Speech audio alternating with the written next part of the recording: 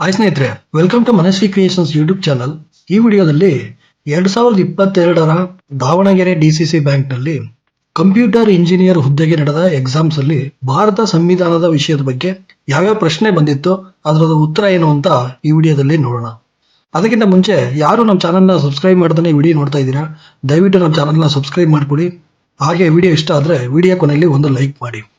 ಹಾಗೆ ಈ ಪ್ರಶ್ನೆಗಳಿಗೂ ಮತ್ತೆ ಉತ್ತರಗಳಿಗೆ ಯಾರಿಗಾದ್ರೂ ಅಬ್ಜೆಕ್ಷನ್ ಇದ್ರೆ ಅಥವಾ ಆನ್ಸರ್ಸ್ ಏನಾದ್ರೂ ತಪ್ಪಿದ್ರೆ ಕಮೆಂಟ್ ಸೆಕ್ಷನ್ ಅಲ್ಲಿ ತಿಳಿಸಿ. ಕೊನೆಯದಾಗಿ ಈ ಕ್ವಶನ್ ಮತ್ತೆ ಆನ್ಸರ್ಸ್ ನ ಗೂಗಲ್ ಅಲ್ಲಿ ಒಂದ್ಸಲ ಫೈನಲ್ ಆಗಿ ಕ್ರಾಸ್ ವೆರಿಫೈ ಮಾಡ್ಕೊಳ್ಳಿ. ಬನ್ನಿ ಶುರು ಮಾಡೋಣ. ಮೊದಲನೇ ಪ್ರಶ್ನೆ, ಭಾರತ ಸಂವಿಧಾನವು ಭಾರತವನ್ನು ಹೀಗೆ ವಿವರಿಸುತ್ತದೆ. ಆಪ್ಷನ್ ಎ ರಾಜ್ಯಗಳ ಒಕ್ಕೂಟ, ಆಪ್ಷನ್ ಬಿ ಪ್ರಾಂತಗಳ ಒಕ್ಕೂಟ, option C United States, option D ಒಕ್ಕೂಟ.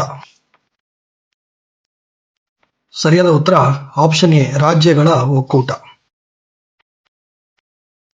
ಇನ್ನು ನೆಕ್ಸ್ಟ್ ಕ್ವಶನ್, ಕೇಂದ್ರಾಡಳಿತ ಪ್ರದೇಶಗಳನ್ನ ಇವರಿಂದ ನಿರ್ವಹಿಸಲಾಗುತ್ತದೆ. ಅವ್ರು ಕೊಟ್ಟಿರುವಂತ options: option A cabinet, option B ರಾಷ್ಟ್ರಪತಿ, ಆಪ್ಷನ್ ಸಿ ಪ್ರಧಾನಿ, ಆಪ್ಷನ್ ಡಿ ಉಪರಾಷ್ಟ್ರಪತಿ. ಸರಿಯಾದ ಉತ್ತರ ಆಪ್ಷನ್ ಬಿ ರಾಷ್ಟ್ರಪತಿ. ಮುಂದಿನ ಪ್ರಶ್ನೆ, ರಾಜ್ಯಸಭೆಗೆ ಅಧಿಕಾರವಿಲ್ಲ. ಆಪ್ಷನ್ ಎ ಸಂವಿಧಾನವನ್ನು ತಿದ್ದುಪಡಿ ಮಾಡುವ ಮಸೂದೆಗಳು, ಆಪ್ಷನ್ ಬಿ ಹಣಕಾಸು ಮಸೂದೆಗಳು, ಆಪ್ಷನ್ ಸಿ ಏಕಕಾಲೀನ ಪಟ್ಟಿಯಲ್ಲಿ ಬೀಳುವ ವಿಷಯಗಳ ಮೇಲಿನ ಬಿಲ್ಗಳು, ಆಪ್ಷನ್ ಡಿ ದೋಷಾರೋಪಣೆ ಪ್ರಕ್ರಿಯೆಗಳು. ಸರಿಯಾದ ಉತ್ತರ ಆಪ್ಷನ್ ಎ ಸಂವಿಧಾನವನ್ನು ತಿದ್ದುಪಡಿ ಮಾಡುವ ಮಸೂದೆಗಳು. ನೆಕ್ಸ್ಟ್ ಕ್ವಶನ್, ಕರ್ನಾಟಕದಲ್ಲಿ ನೆಲೆಸಿರುವ ವ್ಯಕ್ತಿ ಡ್ಯಾಶ್ ನಾಗರಿಕನಾಗಿರುತ್ತಾನೆ. Option A Bharat, option B Karnataka, option C Karnataka ಮತ್ತು ಭಾರತ, ಆಪ್ಷನ್ ಡಿ ದಕ್ಷಿಣ ಭಾರತ. ಸರಿಯಾದ ಉತ್ತರ ಆಪ್ಷನ್ ಎ ಭಾರತ. ಇನ್ನು ನೆಕ್ಸ್ಟ್ ಕ್ವೆಶ್ಚನ್, ಭಾರತದಲ್ಲಿ ಯಾವುದು ಸಾಮಾಜಿಕ ಮತ್ತು ಆರ್ಥಿಕ ಯೋಜನೆ ಮತ್ತು ಶಿಕ್ಷಣದ ಅಡಿಯಲ್ಲಿ ಬರುತ್ತದೆ. ಆಪ್ಷನ್ ಎ ರಾಜ್ಯ ಪಟ್ಟಿ, ಆಪ್ಷನ್ ಬಿ ಏಕಕಾಲಿಕ ಪಟ್ಟಿ ಅಂದ್ರೆ ಪಟ್ಟಿ ಸಂಖ್ಯೆ 20 ಮತ್ತು 24, ಆಪ್ಷನ್ ಸಿ ಒಕ್ಕೂಟ ಪಟ್ಟಿ, ಆಪ್ಷನ್ ಡಿ ಉಳಿದ ಪಟ್ಟಿ. ಸರಿಯಾದ ಉತ್ತರ ಆಪ್ಷನ್ ಬಿ ಏಕಕಾಲಿಕ ಪಟ್ಟಿ. ಇನ್ನು ನೆಕ್ಸ್ಟ್ ಕ್ವಶನ್, ಸುಪ್ರೀಂ ಕೋರ್ಟ್ ರಾಷ್ಟ್ರಪತಿಗೆ ಯಾವುದನ್ನ ಶಿಫಾರಸು ಮಾಡಬಹುದು. ಆಪ್ಷನ್ ಎ ಪ್ರಧಾನಮಂತ್ರಿಯ ಪದಚ್ಯುತಿ, ಆಪ್ಷನ್ ಬಿ ಸ್ಪೀಕರ್ ತೆಗೆಯುವಿಕೆ, ಆಪ್ಷನ್ ಸಿ ಮಂತ್ರಿಮಂಡಲಿಯ ಯಾವುದೇ ಸದಸ್ಯರನ್ನು ತೆಗೆಯುವುದು, ಆಪ್ಷನ್ ಡಿ ಯುಪಿಎಸ್ಸಿಯ ಅಧ್ಯಕ್ಷರು ಮತ್ತು ಇತರ ಸದಸ್ಯರು. ಸರಿಯಾದ ಉತ್ತರ ಆಪ್ಷನ್ ಡಿ ಯುಪಿಎಸ್ಸಿಯ ಅಧ್ಯಕ್ಷರು ಮತ್ತು ಇತರ ಸದಸ್ಯರು. ಮುಂದಿನ ಪ್ರಶ್ನೆ, ಭಾರತವು ಗಣರಾಜ್ಯವಾಗಿದೆ ಏಕೆಂದರೆ. ಆಪ್ಷನ್ ಎ ಸಂಸತ್ತಿನ ಸದಸ್ಯರು ಚುನಾಯಿತರಾಗಿರುತ್ತಾರೆ, ಆಪ್ಷನ್ ಬಿ ರಾಷ್ಟ್ರಪತಿಯವರನ್ನ ಆಯ್ಕೆ ಮಾಡಲಾಗಿದೆ, ಆಪ್ಷನ್ ಸಿ ಇದು ಒಂದು ಸಂವಿಧಾನವನ್ನು ಹೊಂದಿದೆ, ಆಪ್ಷನ್ ಡಿ ಇದು ಸಾರ್ವಭೌಮ. ಸರಿಯಾದ ಉತ್ತರ ಆಪ್ಷನ್ ಸಿ ಇದು ಒಂದು ಸಂವಿಧಾನವನ್ನು ಹೊಂದಿದೆ. ನೆಕ್ಸ್ಟ್ ಕ್ವಶನ್, ಸಾರ್ವಜನಿಕ ಲೆಕ್ಕಪತ್ರ ಸಮಿತಿಯು ತನ್ನ ವರದಿಯನ್ನ ಯಾರಿಗೆ ಸಲ್ಲಿಸುತ್ತದೆ. ಆಪ್ಷನ್ ಎ ಹಣಕಾಸು ಮಂತ್ರಿ, ಆಪ್ಷನ್ ಬಿ ಲೋಕಸಭೆಯ ಸ್ಪೀಕರ್, ಆಪ್ಷನ್ ಸಿ ಪ್ರಧಾನಮಂತ್ರಿ, ಆಪ್ಷನ್ ಡಿ ರಾಷ್ಟ್ರಪತಿ. ಸರಿಯಾದ ಉತ್ತರ ಆಪ್ಷನ್ ಬಿ ಲೋಕಸಭೆಯ ಸ್ಪೀಕರ್. ಮುಂದಿನ ಪ್ರಶ್ನೆ, ಸಂವಿಧಾನ ಜಾರಿಗೆ ಬಂದ ದಿನವನ್ನು ನಾವು ಆಚರಿಸುವುದು. ಆಪ್ಷನ್ ಎ ಸ್ವಾತಂತ್ರ್ಯ ದಿನ, ಆಪ್ಷನ್ ಬಿ ಸಂವಿಧಾನ ದಿನ, ಆಪ್ಷನ್ ಸಿ ಗಣರಾಜ್ಯ ದಿನ, ಆಪ್ಷನ್ ಡಿ ಮೇಲಿನ ಯಾವುದೂ ಅಲ್ಲ. ಸರಿಯಾದ ಉತ್ತರ ಆಪ್ಷನ್ ಸಿ ಗಣರಾಜ್ಯ ದಿನ. ನೆಕ್ಸ್ಟ್ ಕ್ವಶನ್, ಪ್ರಪಂಚದ ಅತ್ಯಂತ ಚಿಕ್ಕ ಸಂವಿಧಾನ ಯಾವುದು.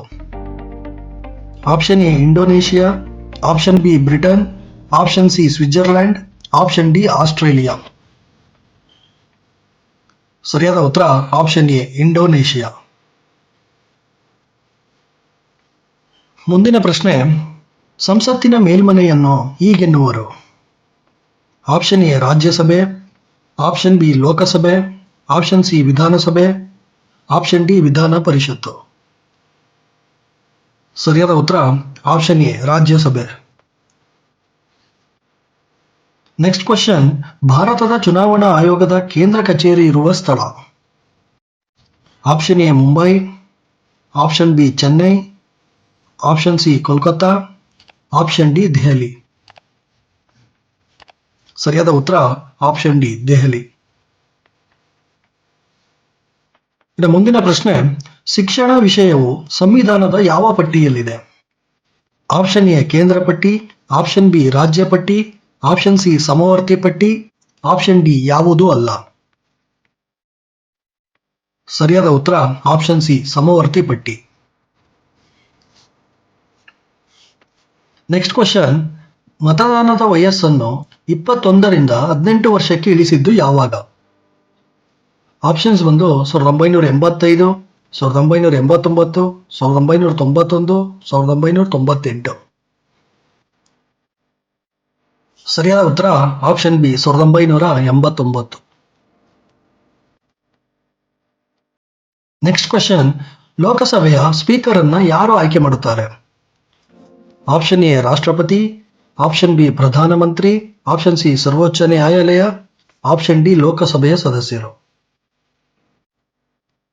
ಸರಿಯಾದ ಉತ್ತರ ಆಪ್ಷನ್ ಡಿ ಲೋಕಸಭೆಯ ಸದಸ್ಯರು. ಇನ್ನು ನೆಕ್ಸ್ಟ್ ಕ್ವಶನ್, ನೂತನ ರಾಜ್ಯಗಳನ್ನು ರಚಿಸುವ ಅಧಿಕಾರ ಇರುವುದು? ಆಪ್ಷನ್ ಎ ರಾಷ್ಟ್ರಪತಿ, ಆಪ್ಷನ್ ಬಿ ಪ್ರಧಾನಮಂತ್ರಿ, ಆಪ್ಷನ್ ಸಿ ಸರ್ವೋಚ್ಚ ನ್ಯಾಯಾಲಯ, ಆಪ್ಷನ್ ಡಿ ಸಂಸತ್ತು. ಸರಿಯಾದ ಉತ್ತರ ಆಪ್ಷನ್ ಡಿ ಸಂಸತ್ತು. ಮುಂದಿನ ಪ್ರಶ್ನೆ, ರಾಷ್ಟ್ರೀಯ ಮಾನವ ಹಕ್ಕು ಆಯೋಗ. ಆಪ್ಷನ್ ಎ ಶಾಸನಬದ್ಧ ಸಂಸ್ಥೆ, ಆಪ್ಷನ್ ಬಿ ಸಾಂವಿಧಾನಿಕ ಸಂಸ್ಥೆ, ಆಪ್ಷನ್ ಸಿ ಅರೆ ನ್ಯಾಯಾಂಗ ಸಂಸ್ಥೆ, ಆಪ್ಷನ್ ಡಿ ಹೆಚ್ಚುವರಿ ಸಾಂವಿಧಾನಿಕ ಸಂಸ್ಥೆ. ಸರಿಯಾದ ಉತ್ತರ ಆಪ್ಷನ್ ಎ ಶಾಸನಬದ್ಧ ಸಂಸ್ಥೆ. ಇನ್ನು ಮುಂದಿನ ಪ್ರಶ್ನೆ, ಭಾರತೀಯ ಕ್ಷೇತ್ರದ ಸರ್ಕಾರದಲ್ಲಿ ಆಡಳಿತ ನಡೆಸುವ ಅಧಿಕಾರವನ್ನ ಯಾರಿಗೆ ನೀಡಲಾಗಿದೆ? ಆಪ್ಷನ್ ಎ ರಾಷ್ಟ್ರಪತಿ, ಆಪ್ಷನ್ ಬಿ ಪ್ರಧಾನಮಂತ್ರಿ, ಆಪ್ಷನ್ ಸಿ ಸಚಿವಾಲಯ, ಆಪ್ಷನ್ ಡಿ ಮೇಲಿನ ಎಲ್ಲ. ಸರಿಯಾದ ಉತ್ತರ ಆಪ್ಷನ್ ಬಿ ಪ್ರಧಾನಮಂತ್ರಿ. ನೆಕ್ಸ್ಟ್ ಕ್ವಶನ್, ರಾಜ್ಯಪಾಲರನ್ನ ಯಾರು ವಜಾ ಮಾಡಬಹುದು? Option A supreme court, option B supreme court ಮತ್ತು ಹೈಕೋರ್ಟ್, ಆಪ್ಷನ್ ಸಿ ಸಂಸತ್ತಿನ 2 ಸದನಗಳು, ಆಪ್ಷನ್ ಡಿ ರಾಷ್ಟ್ರಪತಿ. ಸರಿಯಾದ ಉತ್ತರ ಆಪ್ಷನ್ ಡಿ ರಾಷ್ಟ್ರಪತಿ. ಇನ್ನು ಮುಂದಿನ ಪ್ರಶ್ನೆ, ಸರ್ಕಾರದ ಅಧ್ಯಕ್ಷರು ಗರಿಷ್ಠ ವರ್ಷಗಳ ಕಾಲ ಅಧಿಕಾರದಲ್ಲಿರಬಹುದು? ಆಪ್ಷನ್ ಎ 68 ವರ್ಷಗಳು, ಆಪ್ಷನ್ ಬಿ 70 ವರ್ಷಗಳು, ಆಪ್ಷನ್ ಸಿ 65 ವರ್ಷಗಳು, ಆಪ್ಷನ್ ಡಿ ವಯಸ್ಸಿನ ಮಿತಿ ಇಲ್ಲ. ಸರಿಯಾದ ಉತ್ತರ ಆಪ್ಷನ್ ಡಿ ವಯಸ್ಸಿನ ಮಿತಿ ಇಲ್ಲ. ಮುಂದಿನ ಪ್ರಶ್ನೆ, ರಾಜ್ಯದ ರಾಜ್ಯಪಾಲರು ಯಾರಿಂದ ನೇಮಕವಾಗುತ್ತಾರೆ?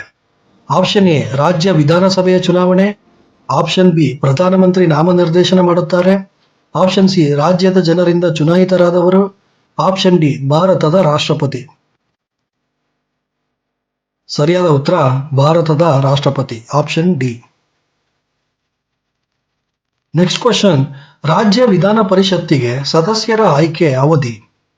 ಆಪ್ಷನ್ ಎ 3 ವರ್ಷ, ಆಪ್ಷನ್ ಬಿ 6 ವರ್ಷ, ಆಪ್ಷನ್ ಸಿ 5 ವರ್ಷ, ಆಪ್ಷನ್ ಡಿ 4 ವರ್ಷ. ಸರಿಯಾದ ಉತ್ತರ ಆಪ್ಷನ್ ಬಿ 6 ವರ್ಷ. ಅಂದ್ರೆ ವಿಧಾನ ಪರಿಷತ್ತಿನ ಸದಸ್ಯರ ಅವಧಿ 6 ವರ್ಷಗಳು. ಮುಂದಿನ ಪ್ರಶ್ನೆ, ಭಾರತ ನೀತಿ ಆಯೋಗ. ಆಪ್ಷನ್ ಎ ಸಾಂವಿಧಾನಿಕ ಸಂಸ್ಥೆ, ಆಪ್ಷನ್ ಬಿ ಸ್ವತಂತ್ರ ಮತ್ತು ಸ್ವಾಯತ್ತ ಮಂಡಳಿ, ಆಪ್ಷನ್ ಸಿ ಶಾಸನಬದ್ಧ ಸಂಸ್ಥೆ, ಆಪ್ಷನ್ ಡಿ ಶಾಸಕೇತರ ಮಂಡಳಿ. ಸ್ನೇಹಿತರೆ, ಭಾರತೀಯ ನೀತಿ ಆಯೋಗ ಸಾಂವಿಧಾನಿಕ ಸಂಸ್ಥೆನೂ ಅಲ್ಲ, ಶಾಸನಬದ್ಧ ಸಂಸ್ಥೆನೂ ಅಲ್ಲ. ನಿಮ್ಗೆ ಯಾರಿಗಾದ್ರೂ ಇದಕ್ಕೆ ಕರೆಕ್ಟ್ ಆನ್ಸರ್ ಗೊತ್ತಿದ್ರೆ ದಯವಿಟ್ಟು ಕಮೆಂಟ್ ಸೆಕ್ಷನ್ ಅಲ್ಲಿ ತಿಳಿಸಿ. ಮುಂದಿನ ಪ್ರಶ್ನೆ, ಭಾರತದ ಸಂವಿಧಾನದ ಪ್ರಕಾರ ದೇಶದ ಆಡಳಿತಕ್ಕೆ ಮೂಲಭೂತವಾದದ್ದು ಯಾವುದು? ಆಪ್ಷನ್ ಎ ಮೂಲಭೂತ ಹಕ್ಕುಗಳು, ಆಪ್ಷನ್ ಬಿ ಮೂಲಭೂತ ಕರ್ತವ್ಯಗಳು, ಆಪ್ಷನ್ ಸಿ ರಾಜ್ಯ ನೀತಿಯ ನಿರ್ದೇಶಕ ತತ್ವಗಳು, ಆಪ್ಷನ್ ಡಿ ಮೂಲಭೂತ ಹಕ್ಕುಗಳು ಮತ್ತು ಮೂಲಭೂತ ಕರ್ತವ್ಯಗಳು. ಸರಿಯಾದ ಉತ್ತರ ಆಪ್ಷನ್ ಸಿ ರಾಜ್ಯ ನೀತಿಯ ನಿರ್ದೇಶಕ ತತ್ವಗಳು. ಇನ್ನು ಮುಂದಿನ ಪ್ರಶ್ನೆ, ರಾಷ್ಟ್ರೀಯ ಅಭಿವೃದ್ಧಿ ಮಂಡಳಿಯು ಈ ಕೆಳಗಿನವುಗಳನ್ನು ಒಳಗೊಂಡಿದೆ. ಆಪ್ಷನ್ 1 ಪ್ರಧಾನಮಂತ್ರಿ, ಆಪ್ಷನ್ 2 ಹಣಕಾಸು ಆಯೋಗದ ಅಧ್ಯಕ್ಷರು, ಆಪ್ಷನ್ 3 ಕ್ಯಾಬಿನೆಟ್ ಮಂತ್ರಿಗಳು ಮತ್ತು ಕ್ಯಾಬಿನೆಟ್, ಆಪ್ಷನ್ 4 ರಾಜ್ಯಗಳ ಮುಖ್ಯಮಂತ್ರಿಗಳು. ಇದಕ್ಕೆ ಸರಿಯಾದ ಉತ್ತರ ಆಪ್ಷನ್ ಬಿ, ಕೇವಲ 1, 3 ಮತ್ತು 4. ನೋಡಿದ್ರಲ್ಲ ಫ್ರೆಂಡ್ಸ್, ಇದು 2022ರ ದಾವಣಗೆರೆ ಡಿಸಿಸಿ ಬ್ಯಾಂಕ್ನಲ್ಲಿ ಕಂಪ್ಯೂಟರ್ ಇಂಜಿನಿಯರ್ ಹುದ್ದೆಗೆ ನಡೆದ ಎಕ್ಸಾಮ್ಸ್ ಅಲ್ಲಿ ಭಾರತ ಸಂವಿಧಾನ ವಿಷಯದ ಬಗ್ಗೆ ಯಾವ್ಯಾವ ಪ್ರಶ್ನೆ ಬಂದಿತ್ತು, ಅದರ ಉತ್ತರ ಏನು ಅಂತ ನೋಡಿದ್ವಿ. ದಯವಿಟ್ಟು ನಿಮ್ಗೆ ಯಾರಿಗಾದ್ರೂ ಈ ಕ್ವಶನ್ ಮತ್ತೆ ಆನ್ಸರ್ಸ್ಗೆ ಅಬ್ಜೆಕ್ಷನ್ ಇದ್ರೆ ಅಥವಾ ಯಾವ್ದಾದ್ರು ಆನ್ಸರ್ಸ್ ತಪ್ಪಿದ್ರೆ ಕಮೆಂಟ್ ಸೆಕ್ಷನ್ ಅಲ್ಲಿ ತಿಳಿಸಿ. ಈ ವಿಡಿಯೋ ಇಷ್ಟ ಆಗಿದ್ರೆ ವಿಡಿಯೋಗೆ ಒಂದು ಲೈಕ್ ಮಾಡಿ. ಇನ್ನು ಯಾರು ನಮ್ಮ ಚಾನಲ್ನ ಸಬ್ಸ್ಕ್ರೈಬ್ ಮಾಡದೇ ಈ ವಿಡಿಯೋ ನೋಡ್ತಾ ಇದ್ದೀರಾ, ದಯವಿಟ್ಟು ನಮ್ಮ ಚಾನಲ್ನ ಸಬ್ಸ್ಕ್ರೈಬ್ ಮಾಡ್ಕೊಳ್ಳಿ. ಮುಂದಿನ ವಿಡಿಯೋದಲ್ಲಿ ಇನ್ನೂ ಹೆಚ್ಚು ಪ್ರಶ್ನೆ ಮತ್ತೆ ಉತ್ತರಗಳ ಜೊತೆ ಮುಂದೆ ಬರ್ತೀನಿ. ವಿಡಿಯೋ ನೋಡಿದ್ದಕ್ಕಾಗಿ ಧನ್ಯವಾದಗಳು ಫ್ರೆಂಡ್ಸ್.